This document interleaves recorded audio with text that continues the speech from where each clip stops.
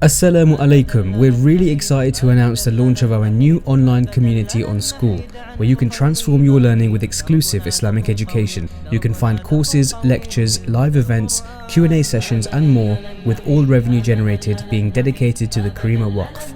If you're interested in signing up, simply click the link in the description and we'll send you more information on our launch. Bismillah ar-Rahman ar-Rahim. Alhamdulillah wassalatu wassalamu ala rasulillah wa ala alihi wa sahbihi wa man walah. Rabbi shrah li sadri wa yassir li amri wa hlul 'uqdatan min lisani yafqahu qawli. Assalamu alaikum wa rahmatullahi wa barakatuh. And my heartfelt thanks to Karima Foundation for putting on this event for us, and of course to Sheikh Yusuf for opening with this very penetrating historical insight that helps us frame some of the main concepts. And all of that is adding to my own thought process as I personally try to get to grips with some of these concepts and apply them to what I know about the Quran, what I experience of the Quran, what I teach about the Quran, because my primary field that I'm interested in is the field of tafsir. And that's why I've given the subtitle after I'jaz and science to In Defense of Tafsir.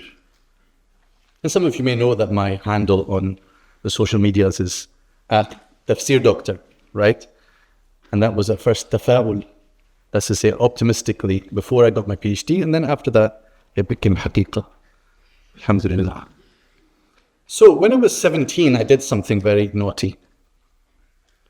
I published a book called Astonishing Facts of the Holy Quran. And actually, this was some work that I did, and it wasn't intended to be a book. It was a local Radio Ramadan series in Glasgow. And then I put it on a website that I had at that time. And then some Indian publishers found it, and they turned it into a book. And a few years later, my brother forwarded me this and said, "Is that your book?" And it turns out it was indeed my book, Astonishing Facts of the Holy Quran, in which I patched together some of my own work and various things found on the internet that talked about evidence for the truth of the Quran. And among those things, a prominent aspect was the scientific miracles of the Quran. And then I studied tafsir. And the repentance from this book is ongoing. That's why I have to do these kind of presentations, to offset whatever happened since this book came out. And I begged the publishers to stop publishing it, but they keep reprinting it.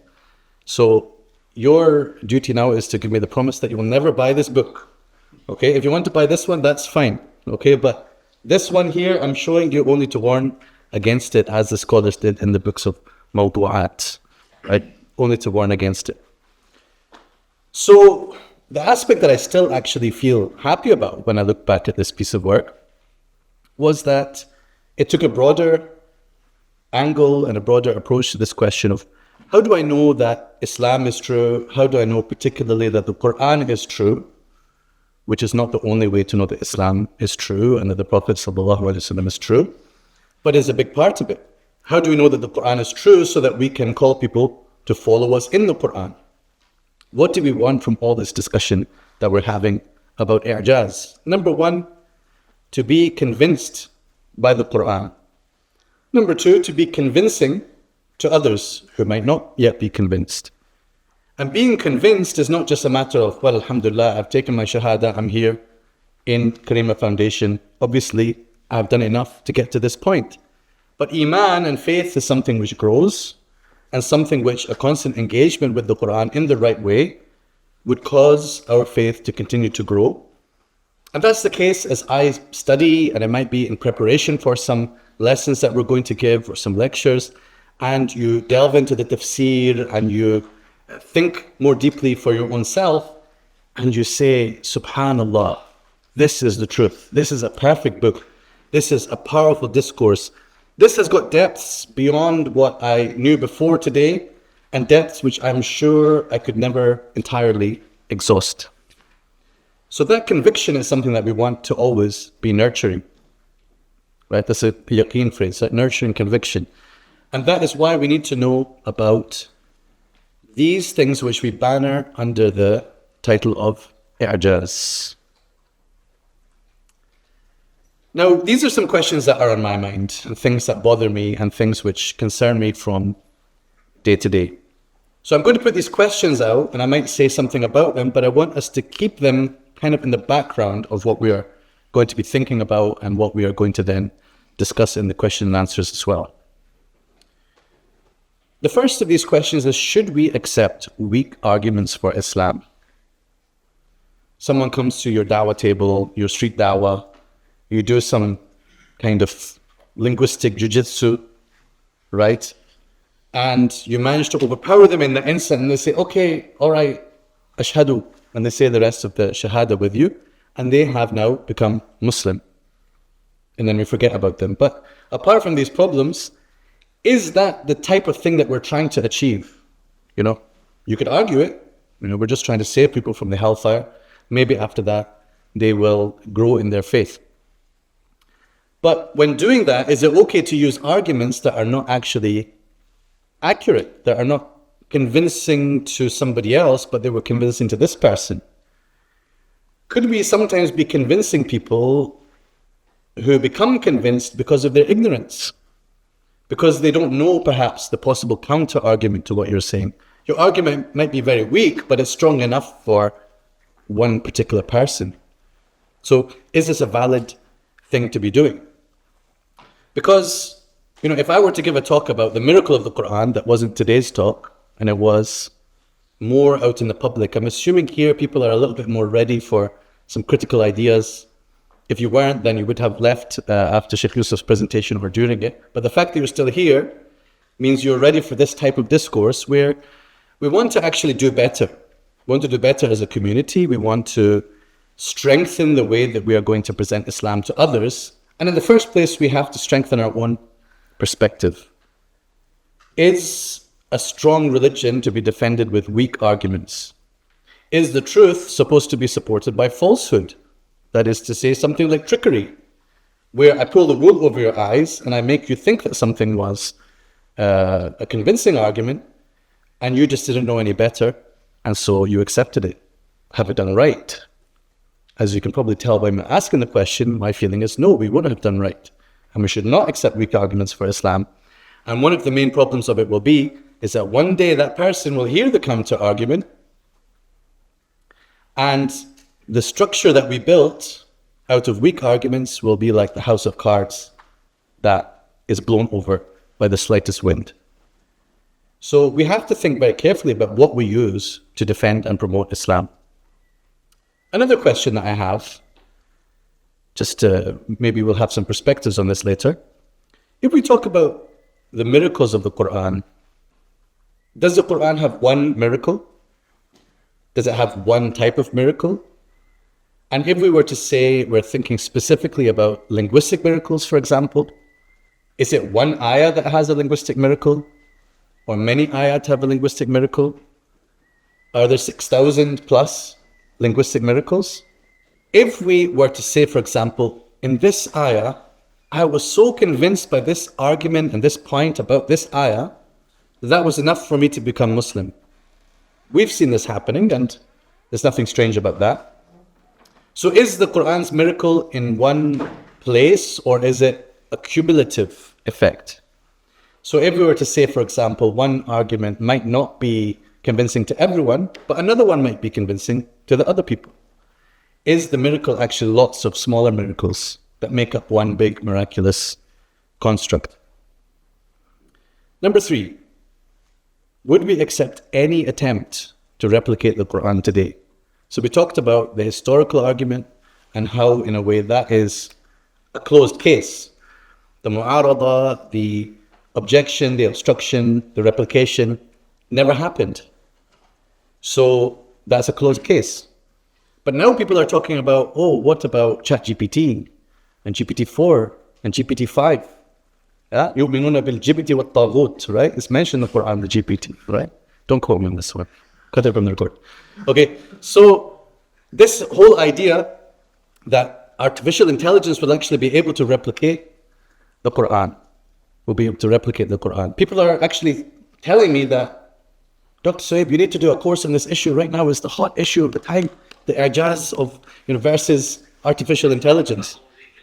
And I wonder why artificial intelligence would be considered more powerful than the collective intelligence of the Arabs. So I'm not sure what the big deal is. But for me, there's two reasons that we should actually become more honest about whether this challenge is still open or not. Oftentimes in our dawah presentation, we'll say anyone can challenge the Qur'an at any time. But let's face it. If someone were to say, oh, actually, I have reproduced the Qur'an, what will happen? Is any one of us, and are we collectively as a community, ever going to say, yeah, actually, you win. You have replicated the Qur'an? There's two main reasons why this will never happen. Number one, because too much time has passed, really. And the Arabic language was built upon the foundations of the Qur'an. Shaykh Yusuf shared with us about even Nahu, and then especially Balagha. The standards have been set. This is why I asked the question about objectivity. Because in my view, it would not be possible now for someone to come using the same tools and the same language that was shaped by the Qur'an for all these centuries and say, I've managed to use this to construct another Qur'an. The time for that was when the Qur'an was still a new phenomenon, not when everything has now flowed out of the Qur'an in the whole of our Islamic history. The second reason we wouldn't is just because we wouldn't. We will always prefer the Qur'an and we will always believe in the Qur'an, and we're never going to have a quote-unquote objective reception of any attempt to imitate it. If it is too similar to the Qur'an, we'll say you're just aping the Qur'an. If it's too different, we'll say that's nothing to do with the challenge. We will say this is ineloquent, that's ineloquent. We will attack it from every angle. So that's okay. I'm not saying that we should welcome the challenge. I'm just saying we should perhaps be more straightforward about the fact that this challenge was closed with respect to the linguistic aspect, certainly. The last critical question, which underpins things that I'm going to talk about, is that we are maybe overusing the category of i'jaz to describe our topic. So every single beautiful thing in the Qur'an, people will say about it, and this is the i'jaz of the Qur'an. So something can be very beautiful, can be very effective, can be very powerful, can be very convincing, can be very perfectly structured. But we go straight to saying this is i'jaz. And that's actually okay, as long as we understand that we're using the term loosely. We're using the term as a catch-all for everything that is beautiful and makes the Qur'an, and makes the Qur'an the perfect discourse that it is. But there can be a danger in overusing this category, especially if people are going to invest it with all that weight of the technical meaning of the mu'jiza, as we were informed of in the last session. So if you take it in a more general sense, that these things are ayat, they are indicative signs that make us feel that yes, this is from God. Not a self-contained argument, not something that would convince every skeptic, but perhaps more the thing that cumulatively lets us see, lets us understand, and lets us feel that we are reading and hearing the word of God. So overusing the i'jaz category, I would add something here. People also started to throw lots of things into the under the heading of i'jaz. So we have, for example, the preservation of the Qur'an, the miracle of the preservation of the Qur'an. Where did we get this idea from? Maybe sometime we can do an investigation as to where this first was talked about. The preservation of the Qur'an is, of course, a necessity, so that we know that the Qur'an that we have is the Qur'an, is the same revelation that came to the Prophet ﷺ. And yes, we believe in divine providence and guidance for this to have happened. But all those people who were preserving the Qur'an, they weren't doing so miraculously. They were investing effort by memorizing it, by writing it down, by copying it accurately, by preserving it from all its angles of its recitation and its writing, and documenting exactly what is in the Mus'haf and how it should be, and making sure that it's preserved. This is all by divine providence and by divine guidance, but not supernatural. When we talk about i'jaz, we're normally thinking of something supernatural. And then people are using that even as an argument for the truth of the Qur'an. See, it's perfectly preserved, and that means it's from God. With a little bit of thought, it's clear that this does not follow. And then they started to talk about the miracle of the qira'at. And I started to ask, next it will be miracle of asbab al-nuzul, or miracle of nasikh and mansukh. These are categories of scholarly inquiry. These are ulum al-Qur'an, as we saw the branches of ulum al-Qur'an. And these are things that scholars do, and the way that scholars talk about what they do, and the way that they ensure that they are doing their duty towards the Qur'an. Miracles, we need to focus on the things that really qualify to fall into this category. So these are some common weaknesses in claims of miracles. And here, I know that you're expecting me to talk about the scientific aspect, and I will, inshallah. But I wanted to perhaps just start with a slightly broader perspective. So when people say about a particular ayah and a particular interpretation of that ayah, that this contains a miracle, that this is part of the i'jaz of the Qur'an, this is a miraculous verse in and of itself. These are some of the things that happen frequently, right? This is almost like halal bingo, where when I see these things, I'm like, okay, let's check off how many of these things happen in the claim. Number one, missing the point. Allah subhanahu wa ta'ala sent His book with the purpose of guidance, right?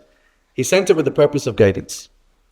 And sometimes when people are giving an argument, like for example, they're reading a certain ayah in a scientific way, they are going away from what Allah Azza wa Jal intended us to focus on and the point that we were supposed to take from it. If you were to at least combine these two, then you are in safer ground. But sometimes people, they see as if the ayah came to make this point in order to establish this miracle later on, that, well, how could someone have known that at the time of revelation? Right? So a lot of these claims, they end up missing the point. Worse than that, they sometimes attribute ignorance, and in fact a lot of the times, even out loud, they attribute ignorance of the ayah to whom? To the best generations, to the Sahaba and those who came after them, and God knows what they really think about the Prophet's knowledge, sallallahu alaihi wasallam, of the ayah itself. Because they say, this ayah says something that no one ever could have known until the 20th century. Well, then I ask you, do you know something then that the Prophet ﷺ didn't know about the Qur'an? Usually they don't say this part out loud, but they often do say it couldn't have been known except with modern instruments. So certainly they are attributing this ignorance to the Sahaba. They are attributing this ignorance to all the generations that came in between, and they are proud of saying this. They're actually proud of saying this because this is the point. I'm going to share with you a few videos. You'll hear these things coming up again and again. So attributing ignorance, we can see that there's a problem here that we'd have to address, right? It could be that there are certain things that were not known to everyone, and the knowledge about the Qur'an could grow in certain ways. But a lot of the times these people are literally saying no one could have possibly known what this ayah was even talking about at all until we had modern equipment that could tell us وَالسَّمَاءِ وَالطَّارِقِ. What on earth is a tariq? We have no idea. 14th centuries, and then someone records a pulsar with, that's it, now we figured it out. Literally, you're going to see a video that says this. Ad hoc arguments. This is another one of these problems that we have, including in the linguistic side. People will say, look how wonderful this wording is. If it had been anything other than this wording, لَاخْتَلَّ النَّظْمُ وَسَقَطَ الْفَصَحَةِ, right? The whole thing would have fallen apart. It would not be eloquent at all. I'm going to say ad hoc. I'll just give you an example or two. I was once in a circle with a teacher, and I'm just one of those annoying students. I would ask questions and I'd make problems. But this is how you become a good student, and inshallah one day, a good teacher. So you ask with adab, of course. And I did, inshallah. So he said, look, we were reading Surah Al Imran, and Zakaria alayhi salam says, how am I supposed to have a child? وَقَدْ بَلَغَنِيَ الْكِبْرُ وَامْرَأَتِي عَاقِرٌ. When I have reached old age and my wife is barren. So the Ustad said, look at this adab, mashallah. See, he first talks about his own defect before talking about his wife. That would be rude if he had done it that way. So I asked, Ustad, was he rude in Surah Maryam? Where he says, what does he say? Who can help me? Surah Maryam? No one memorized Surah Maryam? Yeah? وَكَانَتْ امْرَأَتِي عَاقِرًا وَقَدْ بَلَغْتُ مِنَ الْكِبْرِ عِتِيًّا. So this is again part of the fasaha and the tafannun in the Qur'an. The same thing is presented in two surahs in two different ways. If we were to take literally, the order in which things are mentioned, bear in mind, just sorry to blow your minds here, but Zakaria was probably not speaking Arabic. And by the way, this is like such a fundamental point that I think kind of goes under everyone's radar. When we talk about the i'jaz of the Qur'an, the i'jaz of the Qur'an often is quoting people's speech. Do you think, first of all, that they were all speaking Arabic? Some people do, by the way, but no, I don't agree with that. Number two, do you think they were all speaking i'jaz? And when Musa is arguing with Pharaoh, both of them are being mu'jiz to each other. Musa is saying mu'jiz words and Fir'aun is saying mu'jiz words in response. The Qur'an has given us this i'jaz discourse. And when it is presenting what people are saying, clearly that you have to then understand that it's not about reporting their precise speech. It's about reporting their precise intent in their speech and giving you even some of the things that surrounded that speech. It is perfect in the way it presents it, but not in the sense of it was like a tape recording that is played back. So why is it in one place it said, Rabbi Musa wa Harun, and the other place it said, Rabbi Haruna wa Musa? There must be a deep, deep reason behind it. Maybe. Or perhaps it is because each one sounds best in its own environment. This is the fasila, the rhyme in the surah. For some people, this is like blasphemy. Why are you saying that it's about rhyme? Well, because that's part of what makes the Qur'an perfect and beautiful. The sound of the Qur'an is part of what makes it beautiful. We talked about this. So why is it so strange to say that in one place Allah Azza wa Jalla reports what they said as Rabbi Musa wa Harun?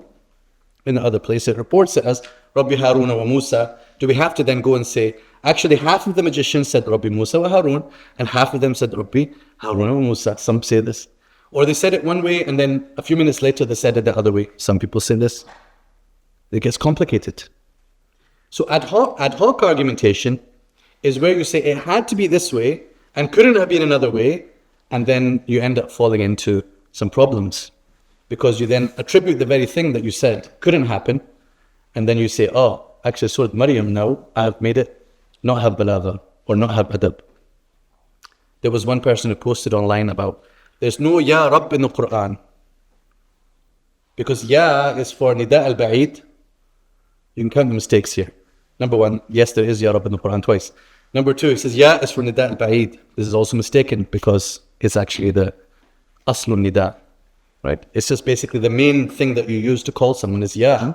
It doesn't have to imply them being far away. But this person said there is no Ya Rabb in the Qur'an because Allah said, وَإِذَا سَأَلَكَ عِبَادِي عَنِّي فَإِنِّي قَرِيبٌ. When my servants ask you concerning me, then I'm near. So if Allah had reported in the Qur'an, Ya Rabb, it would have contradicted this ayah. Subhanallah, subhanallah, subhanallah in the comment section, right? But actually on this particular day, my ummah was switched on and they asked him, Shaykh, but I don't think anyone pointed out, Ya Rabb is actually in the Qur'an twice. But they said, but in the Sunnah it's there, Ya Rabb. He said, yes, but you see, there's no contradiction in the Qur'an. So then I was watching on, I was like, wow, did you just literally attribute contradiction between the Qur'an and Sunnah? Well done. Traditionalism has won the day, right? This is the problem. You use weak arguments. You set up the Qur'an and Islam to fail. As soon as someone sees the hole in your argument, the whole thing falls down. Because you didn't just say, this could be a meaning. This could be indicative. You're saying if it had been contrary to this, there would have been a contradiction in the Qur'an. Now what did you do? You proved that there's a contradiction in the Qur'an according to your faulty argument. Right? Ad hoc arguments. False certainty. This is related, where we say about a particular ayah that it means such and such. The scientific miracles depend upon this type of certainty. Because if you think about it, to say that a certain thing was said by the Qur'an, you have to say, well, definitely the Qur'an is saying this. It's not really impressive to say, the Qur'an might have said that there was a Big Bang. Oh, I'm going to take Shahada right now. No, I have to say the Qur'an did say there's a Big Bang. The Qur'an does say that the universe is expanding. The Qur'an does say that the embryo is like this and like that. You would say it might. I haven't done anything. It's part of the industry. It's part of once you enter into a particular activity, you have to follow the rules of it. And one of the rules here is you have to have certainty in what you are saying that the Qur'an means. And that is where I come in defense of tafsir, because in the field of tafsir, very little is certain like that. Tafsir is an area of exploration. It is an evidence-based inquiry. There are different possibilities within the text. And scholars will generally tell you about those different possibilities, and then they will tell you why they might favor one view over others. But certainty is not a frequent occurrence in tafsir. And Hafsonormativity, this is a word that I made up. It's actually been quoted in proper academic journal papers now. In conferences, they're mentioning Hafsonormativity, and then they're crediting that guy off Twitter, that's me, that said it, right? So Hafsonormativity is where you mistakenly act as though a particular reading of the Qur'an, which is called Hafs and Asim, the one that we mostly all recite by, that you treat that as if it is the Qur'an, it is the only Qur'an and nothing but the Qur'an, right? So you are acting as if Qur'an equals Hafs. And this, in most of our daily lives, is not really an issue or a problem. But what's interesting is sometimes the argument that's made, the ad hoc arguments that are made, depend on ignoring all the other qira'ats. So I'll give you a kind of example of this.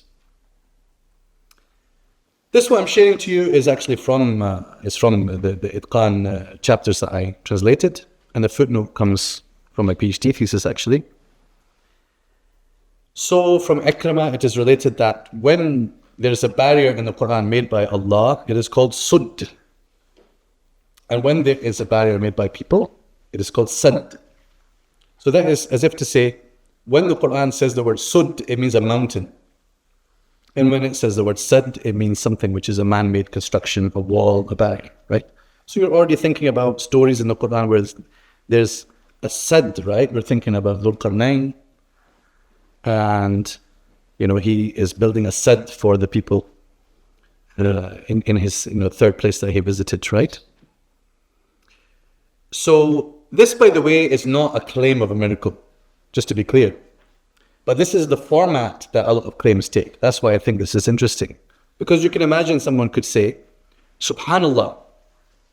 This is how that was began. You see how Allah subhanahu wa ta'ala so perfectly in his speech, whenever he wanted to talk about the barrier that he made, he called it Sudd. And whenever he wanted to talk about the barrier that people made, he called it Sadd. Allahu Akbar wa lillahi alhamd. Right? So this is the way that these arguments are constructed. Now, Shaykh Yusuf already knows where I'm going with this, because he's a Qur'at, reciter, mashallah. So I did the necessary digging, and I can see that out of the 10 qira'ats, the four out of the 10 reciters, right? If you know about the 10 qira'at and 10 qurra that are canonical and accepted, 4 of them use Sudd all through the Quran. Whenever the Sudd is mentioned, it is always called Suddan. So in that case, those people did not follow this rule, did not know about this rule, did not care about this rule. This rule means nothing to them. And then in the reading of Asim, we have Hafs and we have Shu'ba. In Shu'ba, it's always Sudd. In Hafs, it's always Sadd. So this is not Hafsonormativity, in fact, this is something else. Because this rule does not apply to Hafs, just to be clear. Ikramah did not recite with Hafs, clearly. The 2 occurrences in Al-Kahf, 93 and 94, refer respectively to the mountains and to a barrier which Dhul Qarnayn was asked to construct. So we would then expect, according to this rule, that the first one should say Sudday, bayna Suddaini, right? And the second one should be Sadda. And you can find that in the readings of Al-Kisa'i, Hamza and Khalaf, all from Kufa, they do go from Suddaini to Saddan, which is consistent with the narration from Akrimah. However, they do not follow this rule throughout the Quran because in Surah Yasin, they say Saddan, despite it being the fact that God has placed a barrier in front of them and behind them. Unless you say, oh, actually what we meant is mountains and not man-made barrier, Allah-made barrier, God-made barrier.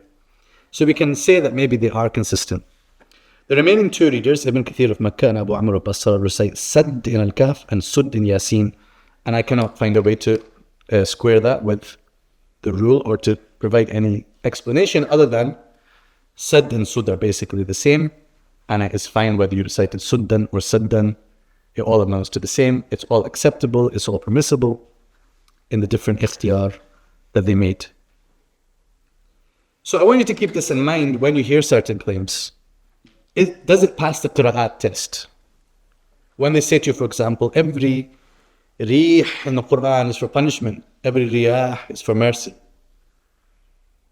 First of all, it doesn't pass the Hafs test. There is an exception to it. But it even more comes into trouble once you factor in the different qira'at, because in the same place, certain people will say rih and some people will say riyah. Both of them are fine, both of them are accepted, both of them are right. But they don't all follow the rule in the same way.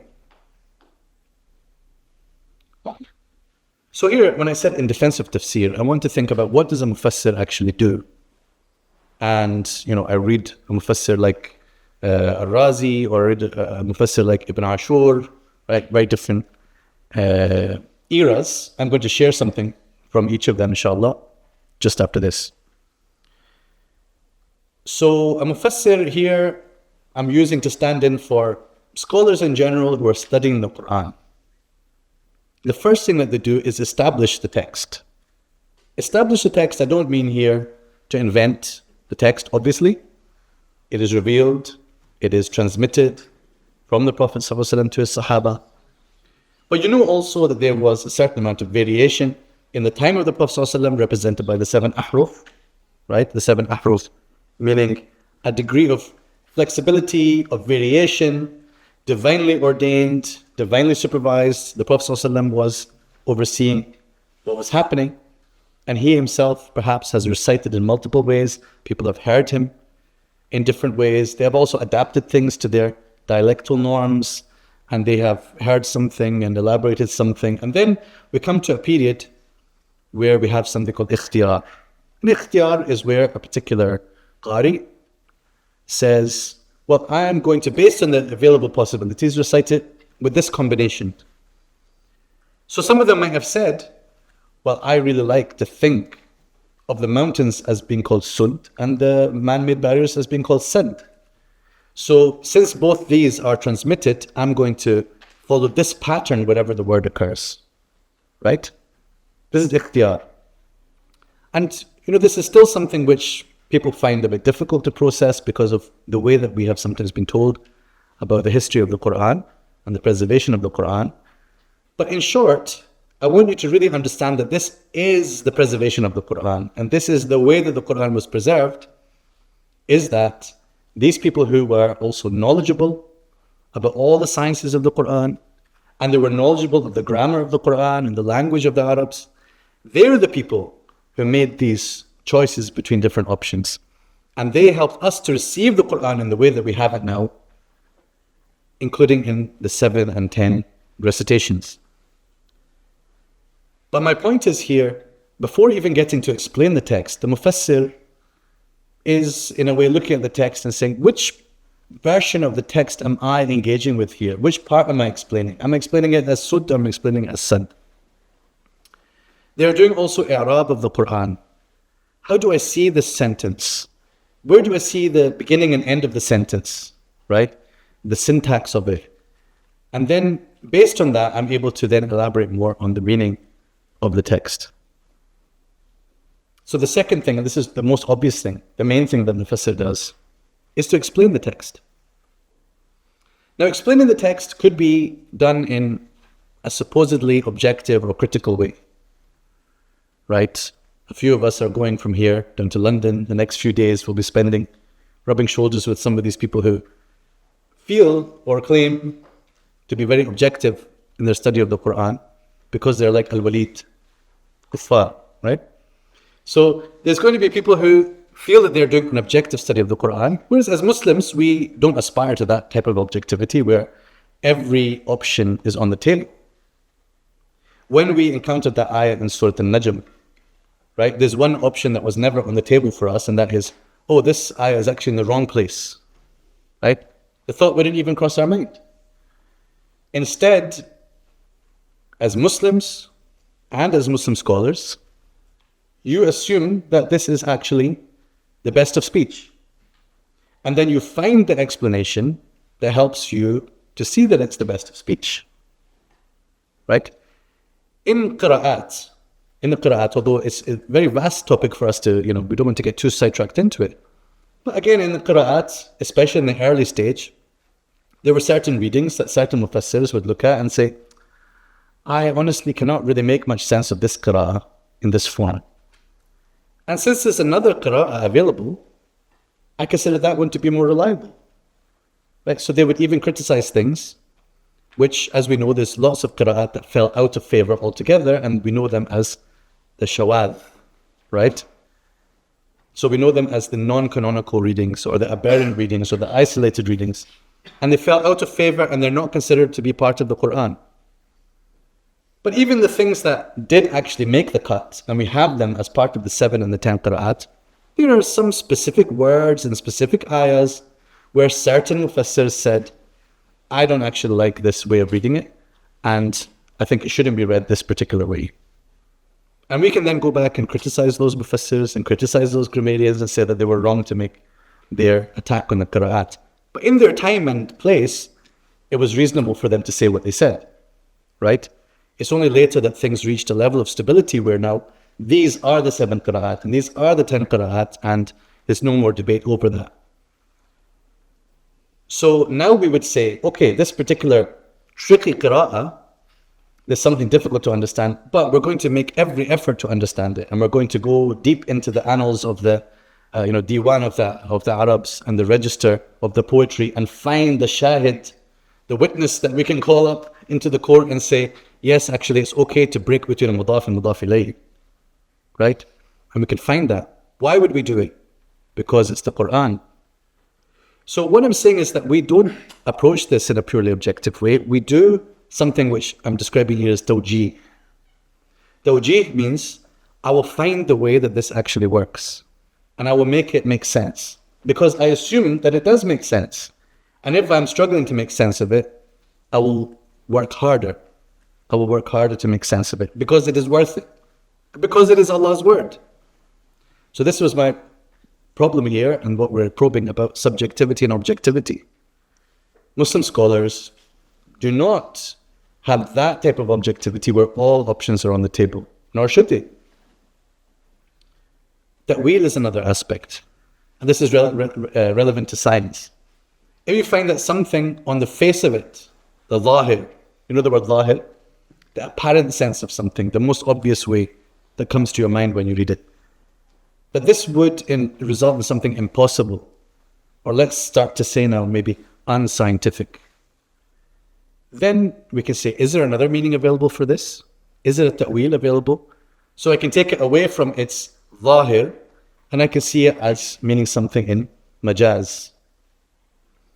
Who's done a basic book of balagha? Anyone studied any text of balagha? Yeah? Not many of you. So there's an example that comes up. Like in Surah Nuh, for example, جَعَلُوا أَصَابِعَهُمْ فِي آذَانِهِمْ. They placed their fingers in their ears. Right? So this is one of those classic examples they like to give. Where they say, well, of course they didn't place their whole finger in their ear, because then they would burst their eardrum and it would cause damage to the inner ears. So what does it mean if they place their fingertips in their ears?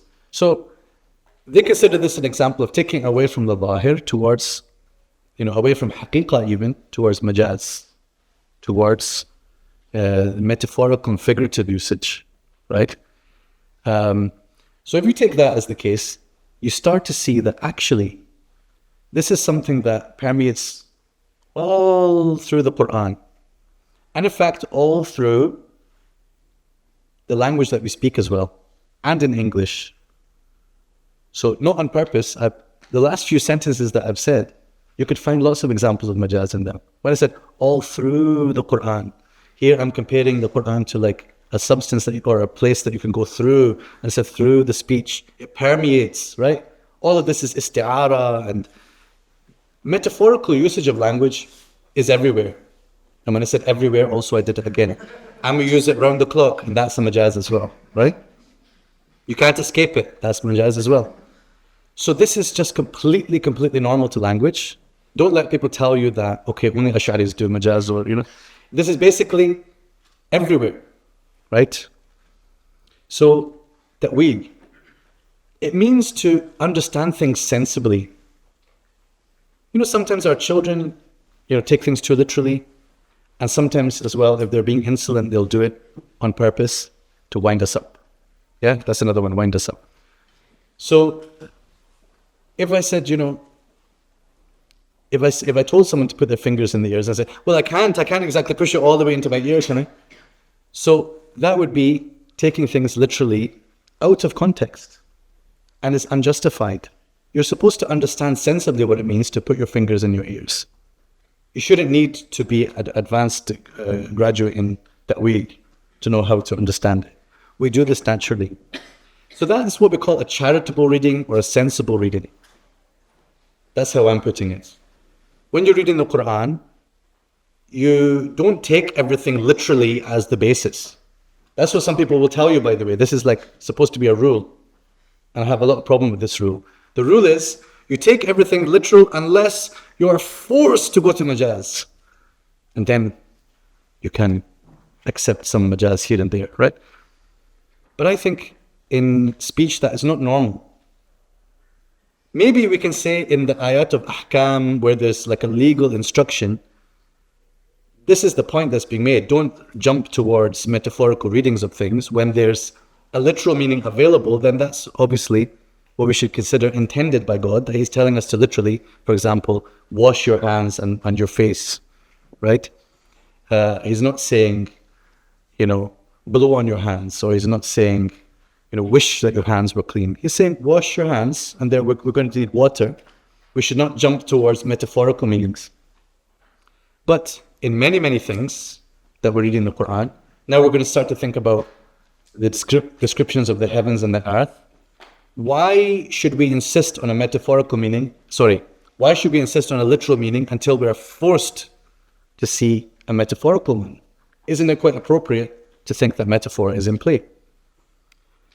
I put in the brackets e.g. takhsis because if you've studied any usul al-fiqh, you'll be familiar that you have certain things which are am and universal, and there are things which are universal, but there's another text that specifies it or limits the scope of it. This is al-am al-mukhassas, right?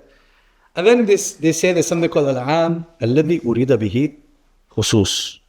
So something which is stated in general terms, but you're supposed to understand from the general rule of things, and you could say from reason, but just from being sensible and not excessively literal, you're supposed to understand that it doesn't refer to every single case, right? So I'm just pointing to where you can find this type of idea that I'm talking about in our Islamic sciences. With me so far? Yeah? Do I have to make more jokes? Are we okay? All right, we'll see. So the third thing that a mufassir could do, doesn't always do, but can do, is to praise the text. That is to say, I've talked to you about the meaning. Now I want to say, and this is as perfect as it could be. Look how beautiful this is. Look how amazing this is. Look how powerful this is. Look how effective this is. And that is not a basic function of tafsir, but it's something that a scholar might well, give space to and engage in to get the audience to get the benefit, the readership to get the best benefit. And you can find that there are works which are known as tafsir bayani, or by other names as well. But this is basically where a person is kind of combining explanation of the Quran with praise of the Quran. And I personally feel that this is a very difficult tightrope to walk. Because the number 2 part, assumes that I have to actually be open to the different ways that this could be understood, including ways that are more difficult. And then the other part is just like, I have to assume that the Quran is perfect as it is. So one of them is about being open to possibilities. The other one has to have a very, absolute attitude to the perfection of the Quran. So I'm not sure if I can flesh this out fully, but I think that there's a tension between these two functions that you do find in some works. Right, so let's get into a bit of science, right? But this is a bit old science now. Here's Imam Razi. He died in 1210 of the Gregorian era. And he is talking about Surah Al-Kahf, the famous ayah where Dhul Qarnayn is going to the west, and he reaches what's described as the setting of the sun, Maghrib al-Shams, وَجَدَهَا تَغْرُبُ فِي عَيْنٍ حَمِئَةٍ. And the translation would be something like this, and he found it setting in a pool of murky water. So Imam Razi says, it is established through evidence that the earth is spherical and that the sky surrounds it completely. So one can have a debate as to what is the cosmology of the Quran. Does the Quran consider the earth to be round? Does it talk about it that way? Does it talk about the earth being flat? Are there some verses that seem to go this way, some verses that seem to go that way? Which ones would we prefer? And what will we base that preference on? Will we base that preference purely on science? Will we base it on internal textual evidences and the Sunnah? Will we be like Imam Suyuti and write a whole book called Al-Hay'atu Saniyya, Al-Hay'atu Sunniyya, and talk about how, astronomy should be known through the Mi'raj and not through, observing. And there are people, by the way, who are still flat earth Muslims and still earth Muslims. And there might be some in the room. Don't look around you just now. Some people are. The ones who are getting angry with what I'm saying, that's the flat earth ones, right? So this actually still exists. And part of the reason is, look, certain ayat are, they're talking about the world in this way. So on what basis are we going to accept, thanks to NASA, Bill Gates, who are we going to believe? So Imam Razi, all these centuries ago, said, it is established through evidence that the earth is spherical and that the sky surrounds it completely. So it doesn't make sense now for him to think that there's a place then that's the extremity of the earth where the sun could set. There's also no doubt that the sun exists in its orbit, its falak. And this could be understood within the late Near Eastern cosmology of the spheres of the sky. You might see that he's talking about that. The verse appears to state that there were people positioned near the sun, which cannot be. It just takes it for granted. It cannot be that anyone was over next to the sun. Moreover, the sun is many times larger than the earth. He knows that as well. So how could it conceivably enter one of the earth's bodies of water? Very, very good question. With all this in mind, we can say that the phrase, which appeared to him to be setting in a murky spring, can be explained as follows. So he gives two explanations. I've just quoted the first of these. This is from our forthcoming translation, by the way, of Tafsir of Surah Al-Kahf, of Razi. When Dhul Qarnayn reached a certain point in the west, beyond which there were no habitations, he saw the sun appearing to set in a dark gorge, a wahda, as he says, even though it was not so in reality. This is like a sailor who observes the sun descending as though into the sea, if he cannot see the shore. The reality is that it is setting behind the sea as such, and it is proceeding in its path. Here, I'm not 100% clear on whether Razi understands the earth to be spinning and the sun to be, relatively still in that respect. Because that would follow from understanding that the sun is many times larger, and how can it be going around the earth when it's many times larger? It would have to be traveling extremely fast, I suppose, for that to work.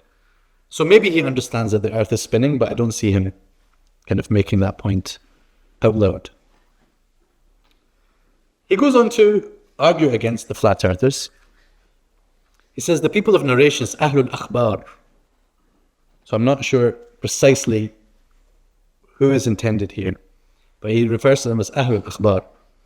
They said that the sun does indeed set in a spring full of water and clay. However, this is extremely implausible. Look at the evidence. If we track the news of a lunar eclipse and find that the Westerners, that's not British people, that's probably like the Maghrib, right? Report that it occurred in the early evening, and the Easterners report that it was at daybreak, we can conclude that the evening in the West co-occurs with the onset of the following day in the East.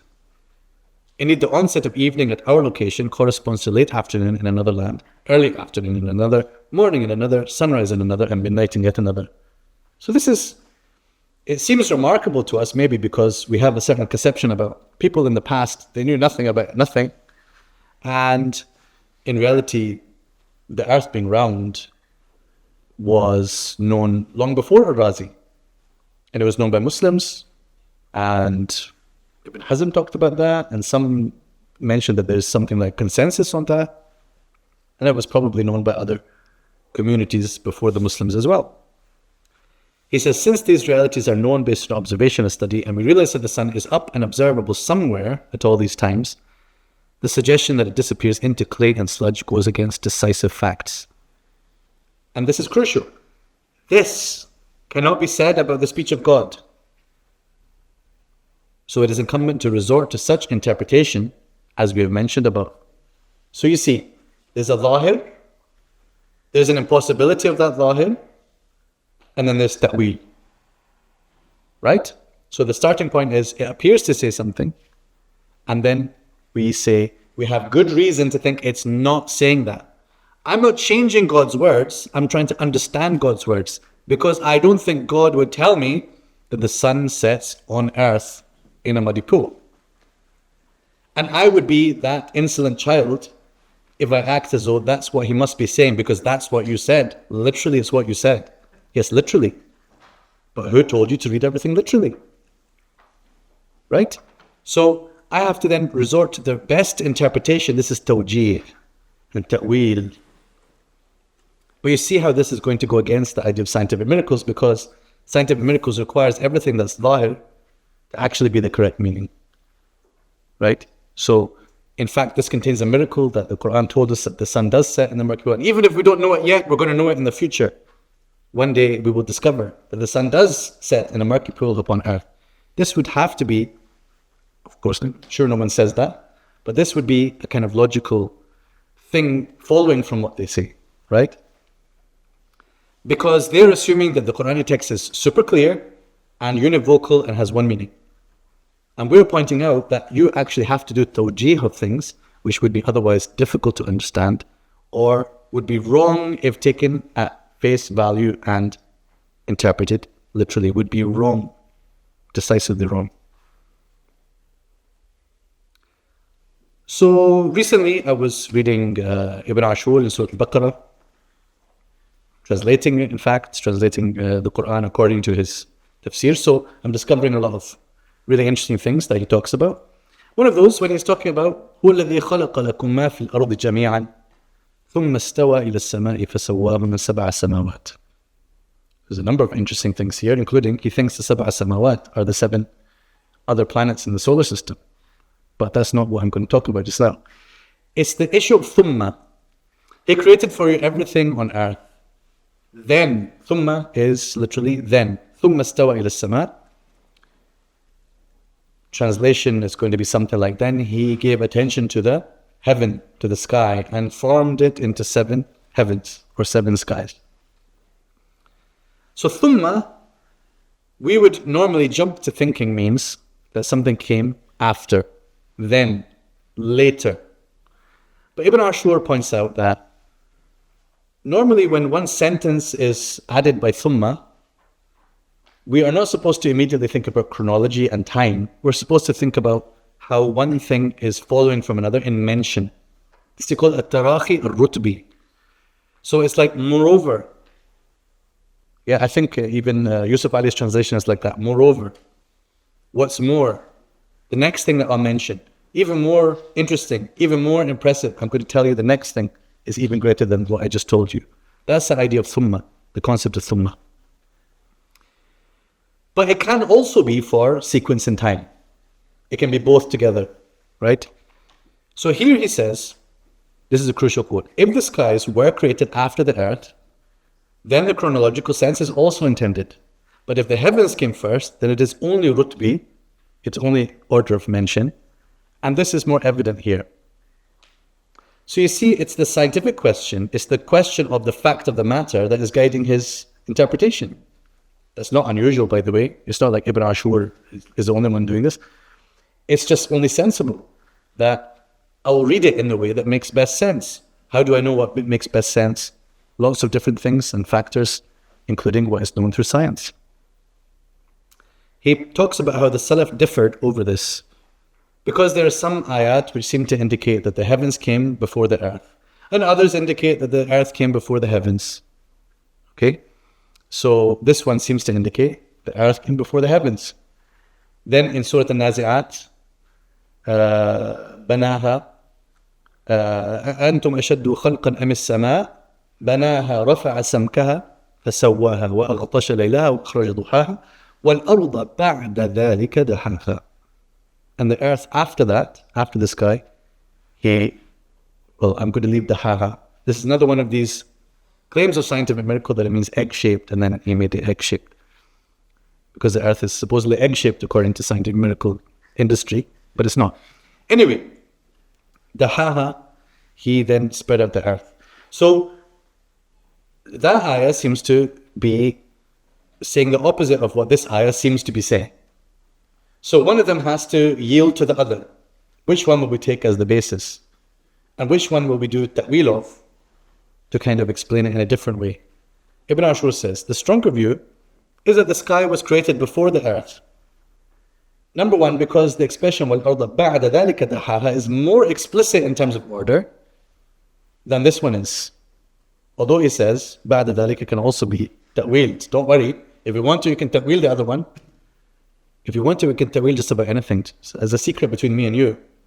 If we want to ta'wil it, we can ta'wil it. It all depends on where there's a ta'wil, there's a way, right? Where there's a ta'wil, write that one down. So, he says, بَعْدَ ذَلِكَ is more explicit than ثُمَّ. So that's one argument. Secondly, because astronomers believe that the earth split off from the sun like the other planets of our solar system. Now he's appealing to science. And then thirdly, he appeals to the Bible.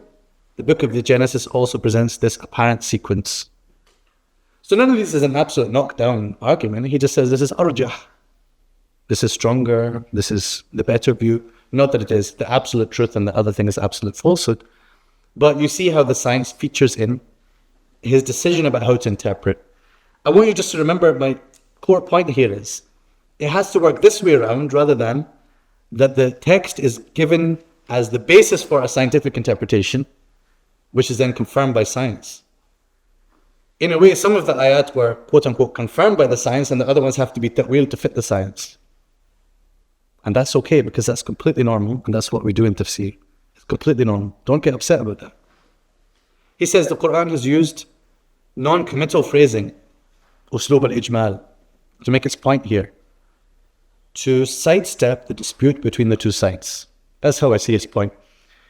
Rather than getting into which one came first, that's really not important in terms of the revelation of the Qur'an, the purpose of the point that it's making. Maybe if the Qur'an had absolutely stated one, some people would have said, well, the Qur'an is wrong actually. It's scientifically inaccurate because actually, the earth was created first, right? So there would be, those were actually people. And if you said, if the Qur'an had said it the other way around, that there were actually people on the other side would have got upset. So the Quranic expression is open to both. It is non-committal because the Qur'an did not come to tell you which one came first. It is not the point. Remember about missing the point? But for scientific miracle industry, the Qur'an came to make these points. At least for the purpose of creating a scenario of the scientific miracle that we're going to learn about. By the way, Ibn Ashur is actually on board with the idea of i'jaz al-ilmi, and he mentions it in a number of ayat, and this is from the i'jaz of the Qur'an, the scientific i'jaz of the Qur'an, And again, he's using it a little bit loosely, but he's saying that the Quran is actually talking about certain things with a subtle accuracy, which couldn't have been known at the time, but later on we come to appreciate the accuracy of what the Quran said.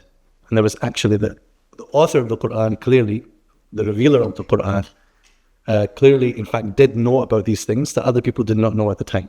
So he's actually on board with this concept and supports it and gives examples in the Quran. He uses the word i'jaz ilmi for something else as well. I was quite intrigued to find that even when it tells Bani Israel about their stories and their history, he calls this i'jaz ilmi as well, that the knowledge that the Quran contains of things that the rabbis thought that they had all to themselves, when it's revealed to the Prophet ﷺ, then he recites to them the stories of the past nations that they used to keep to themselves and gives them details that they didn't even know. He calls this i'jaz ilmi as well, because ilmi doesn't just mean scientific, it means knowledge-based i'jaz, right?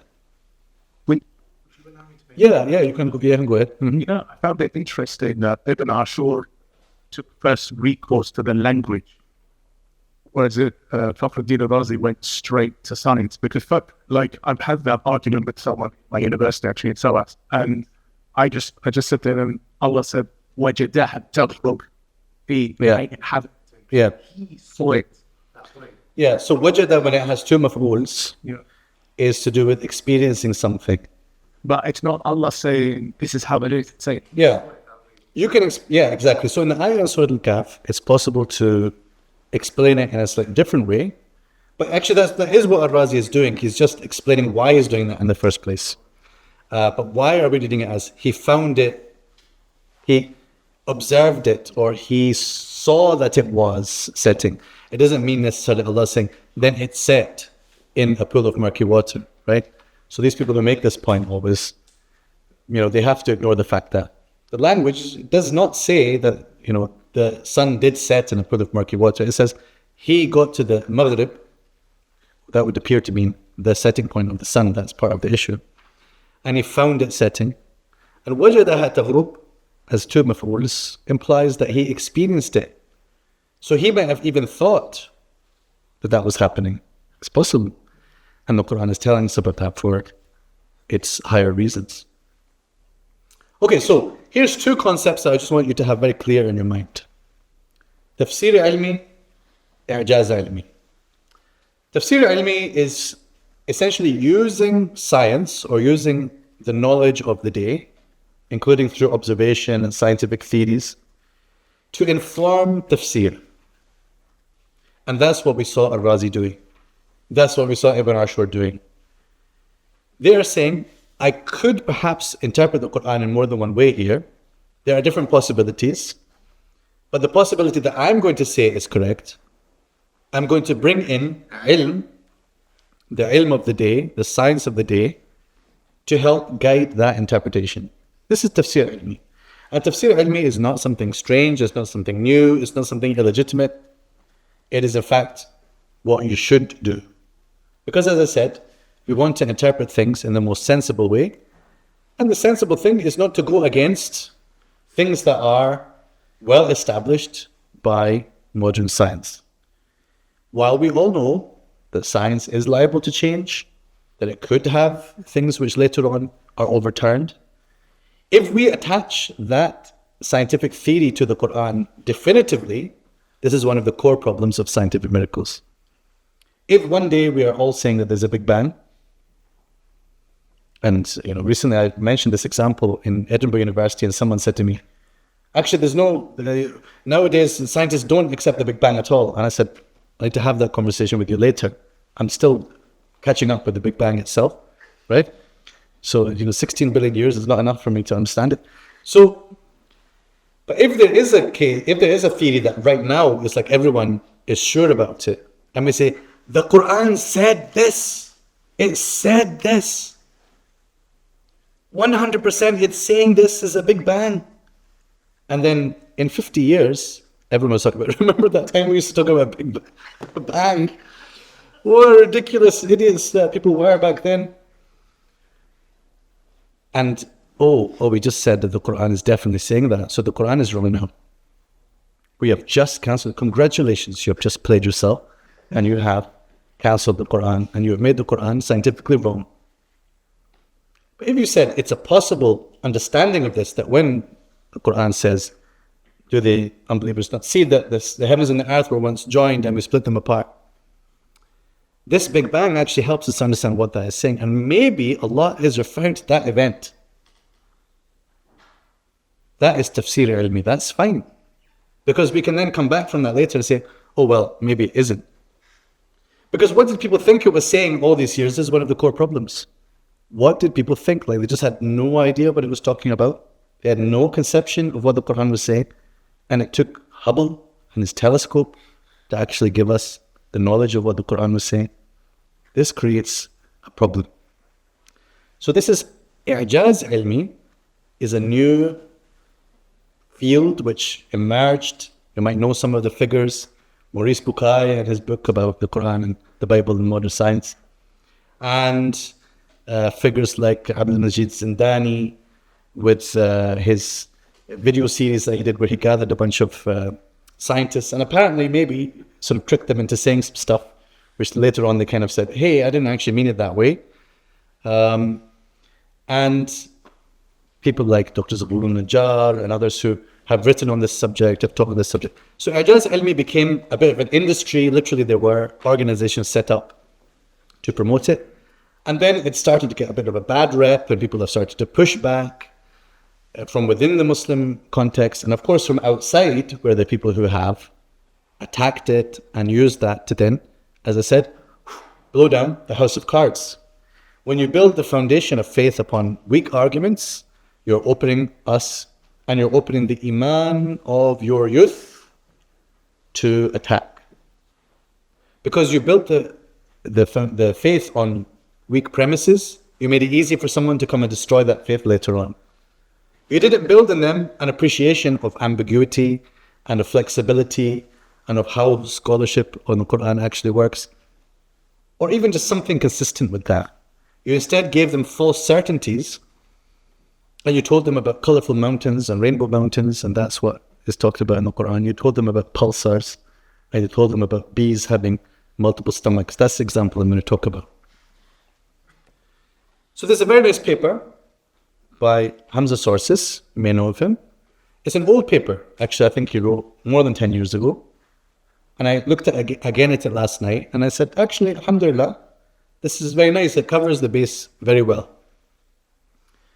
And on the left, we see a kind of summary of how a scientific miracle argument kind of goes. Number one, the Prophet ﷺ did not have access to the scientific knowledge mentioned in the Quran, therefore it must be from God. Number two, no one at the time of revelation had access to the necessary equipment to understand or verify the scientific knowledge in the Quran, therefore it must be from God.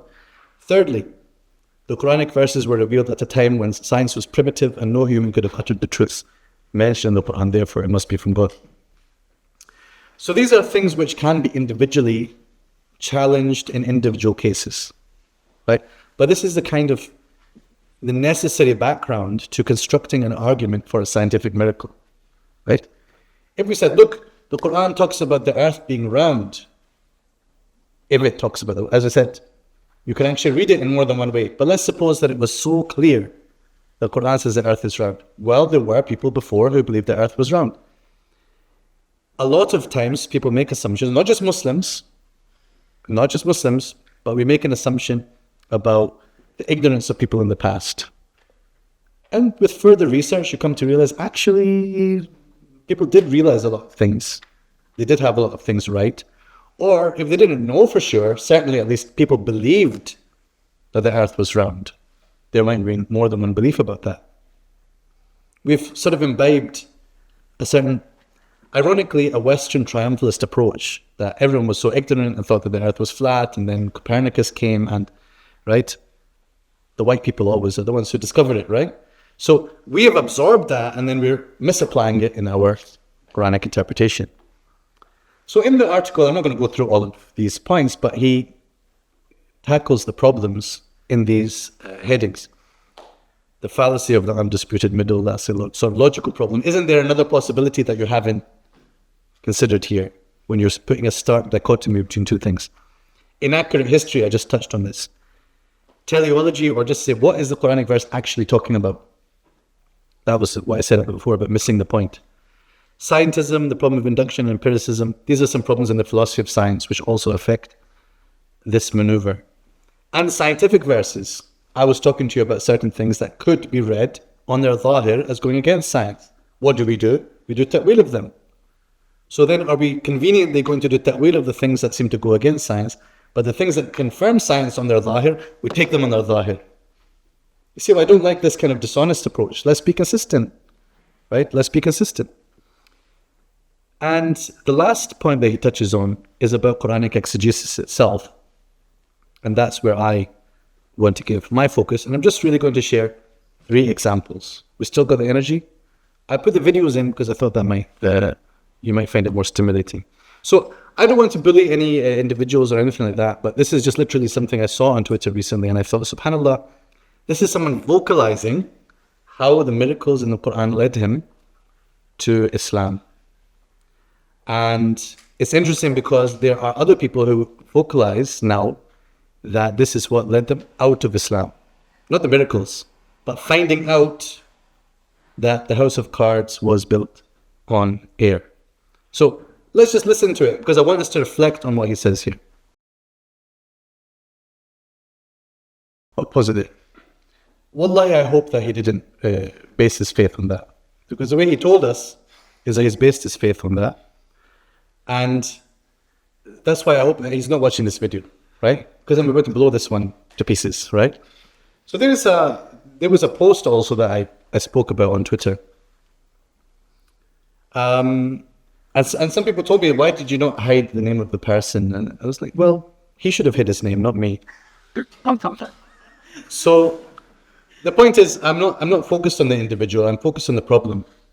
And people should actually have this sense of embarrassment and shame before they put out things that are, full of nonsense. The Quran apparently, according to this, stresses that in the individual female bee there are abdomens, i.e. more than one stomach, which in Arabic is butun. By the way, if the bee has 2 stomachs, then this is wrong, because butun is 3 or more. Unless we do ta'wil of it, right? To try to fit the science. But no, apparently the Quran is telling you the science. It's got multiple butun. So when they found that it's got 2 stomachs, we should have said, well, the Quran contains a scientific error based on the method here. Butuniha points to a single female bee. No, it doesn't. Not at all. If it was supposed to refer to multiple bees, then the plural feminine pronoun, hunna, which is spelled wrong, would be connected to the verb butuniha. This is wrong. This clearly shows, no it doesn't, that the noun stomach is plural and the pronoun used is for 3rd person feminine singular, it means feminine. This thing that a female worker bee has multiple stomach portions, not known until very recently, only this one fact, this is what I was saying to you at the beginning. Is one fact enough? Because once I knock this one down, we can go to a different one and we can keep chasing after the scientific miracles until we find one that works. Only this one fact is enough for any person to believe in the divine origin of the Quran. And I didn't believe that until I watched this video. But let's go into it in the tafsir. So I'm not just going to just dispute. I will go to the books and see, what did they say about these butuniha? In the past, were they sitting there saying, why does this say that bees have multiple stomachs? Ajib. We need someone to come some centuries later with modern science. By the way, they could dissect a bee. It's not that hard. Does it really require, anyway. So were they of the view that this is saying that bees have multiple stomachs? If not, why not? And if there's another way of understanding it, then why don't we just assume that that other way is right? Why would we assume that it's saying that a bee has multiple stomachs? Notice from the beginning. وَأَوْحَى رَبُّكَ إِلَى النَّحْلِ أَنِ اتَّخِذِي مِنَ الْجِبَالِ بُيُوتًا. So it's telling not one bee, but the bees to take houses.